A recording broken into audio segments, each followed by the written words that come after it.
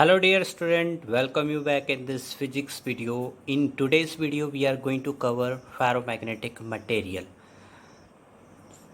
So those material which are when placed in the magnetic field, so maximum of the magnetic field line passes through them.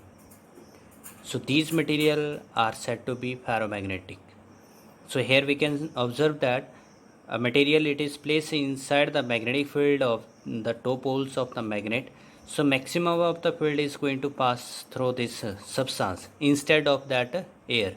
So this is that ferromagnetic material, or either we can say over there that such a material which when placed in the magnetic field, so they develop the magnetic dipole moment in the direction of magnetic field and they are strongly attracted in that magnetic field.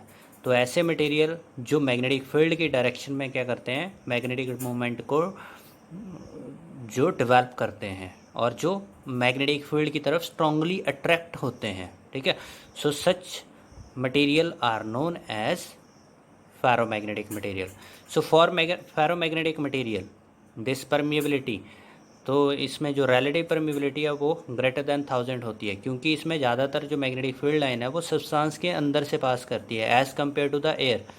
So therefore this relative permeability is greater than 1000 and similarly that magnetic susceptibility that they are easier to magnetize, therefore their susceptibility is also greater than 1000, which is positive and greater than 1000. So then what we will call this ferromagnetic material? So this material which is strongly magnetized in direction of magnetic field, so they are known as ferromagnetic material. Now the examples of ferromagnetic material: iron is the example, steel, nickel, cobalt, alloys like alnico, ticonal. So these are the examples of ferromagnetic material. Now what is the reason of this ferromagnetic behavior of this material? ठीक है. तो ferromagnetic behaviour सारे के सारे जो हमारे पास material है वो शो नहीं करते. ठीक है. कुछ मटेरियल ही क्या करता है, फेरोमैग्नेटिक बिहेवियर शो करता है. ठीक है. तो जो फेरोमैग्नेटिक बिहेवियर शो करते हैं उनके अंदर होते हैं डोमेन. ठीक है. तो इन डोमेन्स की वजह से ये मटेरियल क्या करते हैं, फेरोमैग्नेटिक बिहेवियर को शो करते हैं. Now what is the meaning of domain? तो डोमेन हमारे पास एक माइक्रोस्कोपिक लेवल के ऊपर हम बात कर रहे हैं. ठीक है. तो डोमेन का मतलब हो गया एक ऐसा ग्रुप ऑफ एटम जिसमें ऑलमोस्ट नियर अबाउट 10⁻11 एटम्स होते हैं and which have a size of 1 mm and volume of 10⁻⁻18 cubic meter. And all these atoms have their magnetic dipole moment in the same direction. ठीक है. तो domain हमारे पास क्या होता है, जो एक ऐसा रीजन जिसका वॉल्यूम बहुत कम होता है, जिसका लेंथ जो है वो 1 mm का है और जिसमें नियर अबाउट 10⁻11 एटम्स हैं और सब एटम्स की जो डाइपोल मोमेंट है वो एक ही तरफ होती है. ठीक है. तो इस छोटे से रीजन को, इस छोटे से वॉल्यूम को, that the name is given over there domain. Okay. So there are so many domain which is in the ferromagnetic substance, so which leads to that ferromagnetic behavior of the substances. Now let us to learn the domain theory, or either this is known as electron theory of ferromagnetism, ferromagnetic substances. Okay. So over here student, in case of ferromagnetic substance, जो each atom of ferromagnetic substance है that it is having its permanent magnetic dipole moment. ठीक है. तो जो हमारे पास ये जो each atom है उस फेरोमैग्नेटिक सब्सटेंस का, उसका क्या होता है, अपना एक परमानेंट मैग्नेटिक डाइपोल मोमेंट होता है. And why this is over there, ऐसा क्यों है? It is due to of this unpaired electron. तो उसमें क्या होते हैं, अनपेयर्ड इलेक्ट्रॉन होते हैं. ठीक है. तो जिस वजह से क्या होगा, इसका परमानेंट जो डाइपोल मोमेंट होता है. ठीक है. Now there is the interaction between the two neighbouring atoms. ठीक है। तो इसमें क्या होता है, जो दो निहबरिंग एटम होते हैं, जो क्लोजर एटम्स होते हैं, उनके बीच में जो इंट्रैक्शन है, उस इंट्रैक्शन से क्या हो जाते हैं, ये सारी की सारी जो डायपोल मोमेंट्स हैं वो अपने आप को क्या करती हैं, एक डायरेक्शन में अलाइन करती है, जिसको हमने डोमेन का नाम दिया था। ठीक है। तो यहाँ पर बोला कि जो हमारे पास interaction between the neighbouring atoms aligns atoms with their magnetic moments in same direction. So therefore ये जो हमारे पास स्मॉल रीजन के ऊपर ये जो सारे के सारे एटम्स हैं वो उन निहबरिंग जो इंट्रैक्शन है एटम्स की, उससे ही क्या कर देते हैं, एक तरफ उनकी जो मैग्नेटिक मोमेंट है वो अरेंज हो जाती है, तो उसको बोला गया है डोमेन। ठीक है। तो इसलिए हमारे पास डोमेन की वजह से क्या हो जाता है, फेरोमैग्नेटिक बिहेवियर आता है। तो now let us see over here, जब हम बात करते हैं यहाँ पर in the absence of external field, जब कोई भी फील्ड जो है वहाँ पर प्रेजेंट नहीं है, when there is no magnetising field, it is zero. Okay, so that moment there are lots of domain in it. ठीक है। तो इसमें क्या होते हैं, बहुत सारे डोमेन्स होते हैं। जैसे हमारे पास यहाँ पर I am going to show all this domain.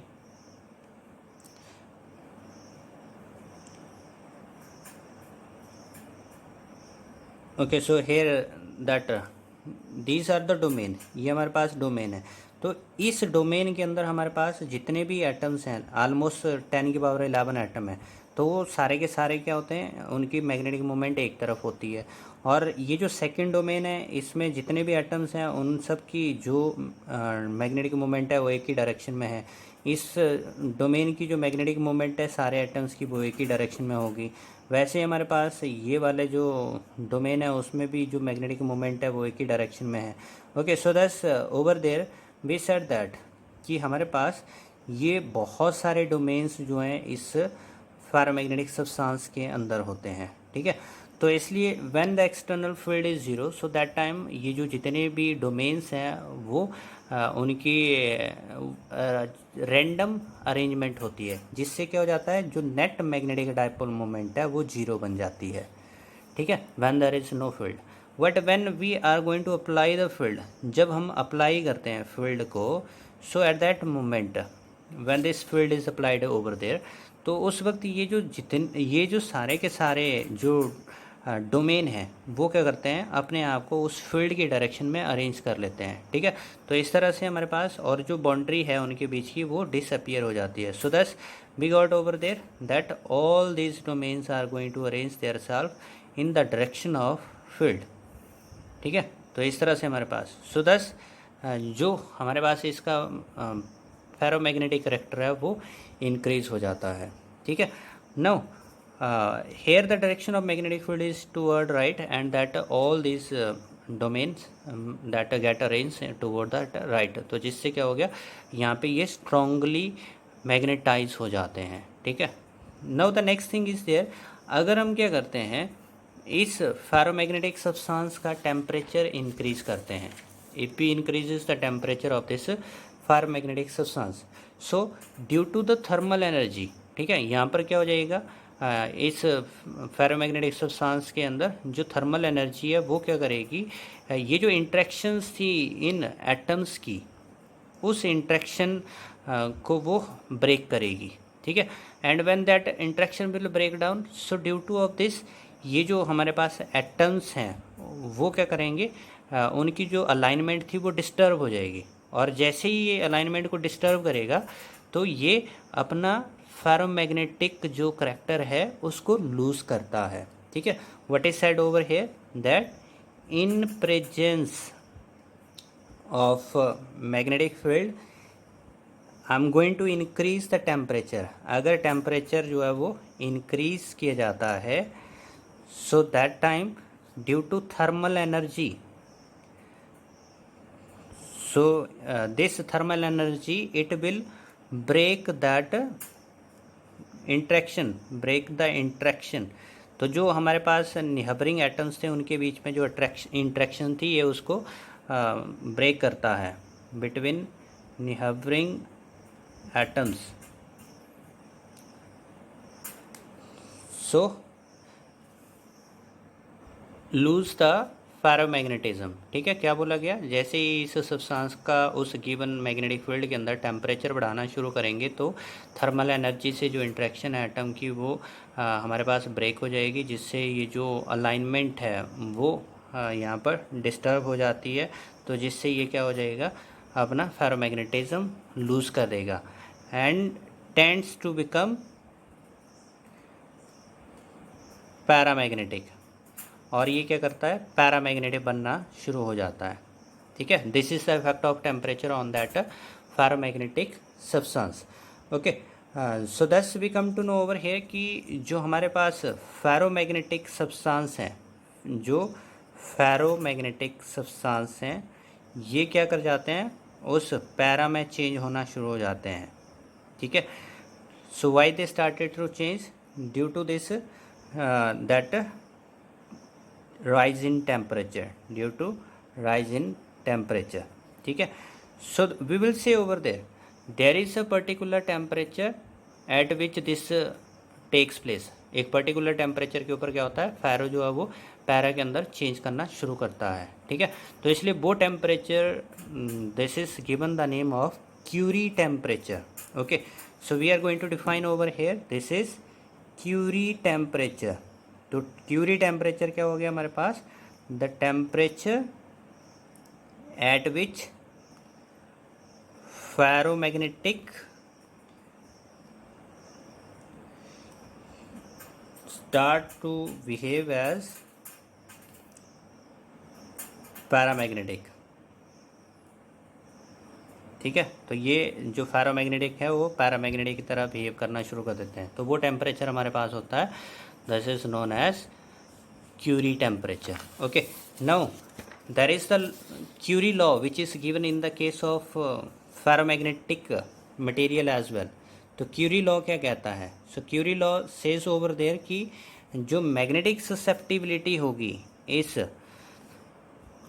Ferromagnetic substance की, वो हमारे पास क्या होगी, C अपॉन में एज फॉर पैरामैग्नेटिक। पैरामैग्नेटिक के लिए इसने बोला था कि जो मैग्नेटिक ससेप्टिबिलिटी है मैग्नेटिक की वो इन्वर्सली टू टेम्परेचर होती थी। ठीक है, but over here we said that कि यहाँ पर एक पर्टिकुलर टेम्परेचर के बाद जो है वो हमारे पास फेरो जो है वो पैरा में बदल जाता है। ठीक है, तो जो पर्टिकुलर टेम्परेचर था उसको हमने बोला that it is Curie temperature.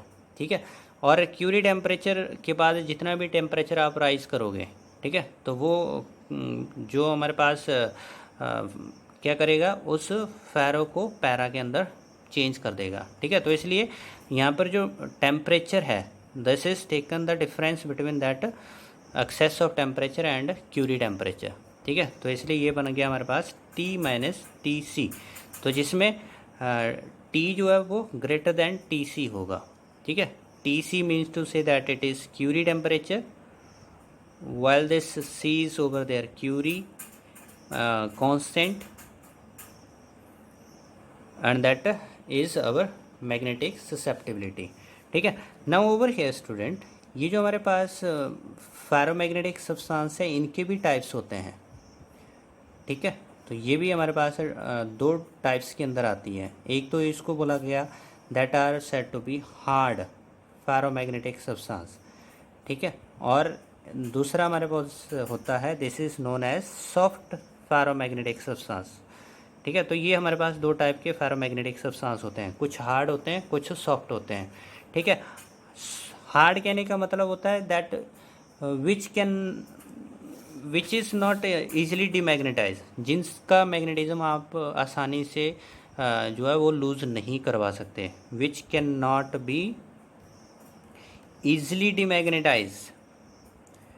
ठीक है, तो उनको नाम दिया गया हमारे पास these are said to be hard ferromagnetic. ठीक है, तो it means to say over there that अगर आप फेरोमैग्नेटिक सब्सटेंस को मैग्नेटिक फील्ड से बाहर निकाल देते हो, so even after that it will have the magnetism, उसको मैग्नेटिक फील्ड से बाहर निकालने के बाद भी वो अपनी मैग्नेटिक फील्ड प्रोड्यूस करता रहेगा, उसमें मैग्नेटिज्म रहेगा। Okay, so these are said to be over here hard. So here it is कि magnetism will remain in absence of field as well.